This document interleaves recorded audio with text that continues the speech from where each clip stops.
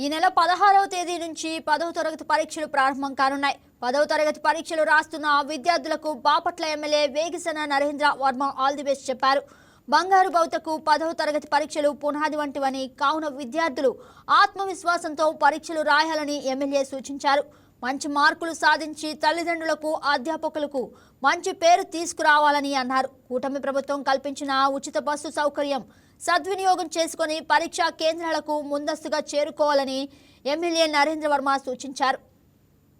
Private schools, government schools అన్ని కూడా సరస్వతి పుత్రులుగా పిల్లలందరూ ఎంత ఉత్సాహంగా ఉల్లాసంగా చదువులు సాగిస్తూ ఎప్పుడో అని ఎదురు చూస్తున్న ఎగ్జామ్స్ వచ్చేసినాయి. రేపు సోమవారం నుంచి 10వ తరగతి పరీక్షలు జరుగుతున్న విషయం మనందరికీ తెలుస్తుంది.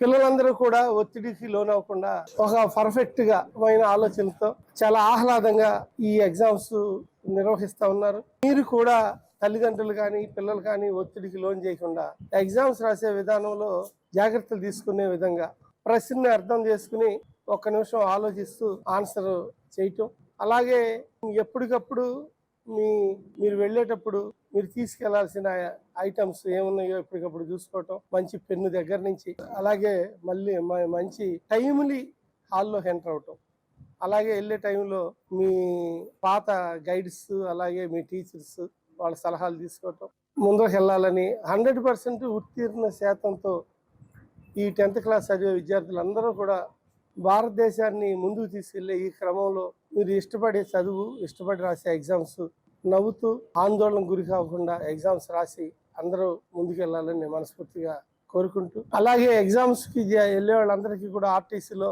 ప్రభుత్వం తరఫున ఫ్రీ బస్సు ఏర్పాటు చేయడం జరిగింది.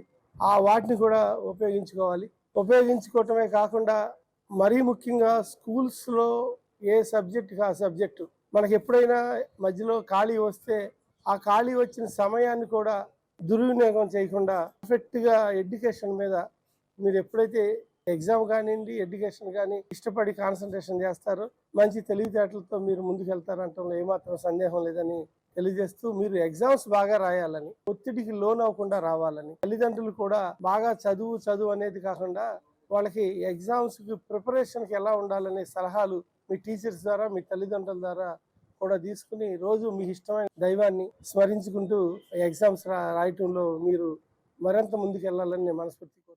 Please subscribe to YK TV Network. Please subscribe to YK TV. Please watch YK News. Don't forget to subscribe YK News channel.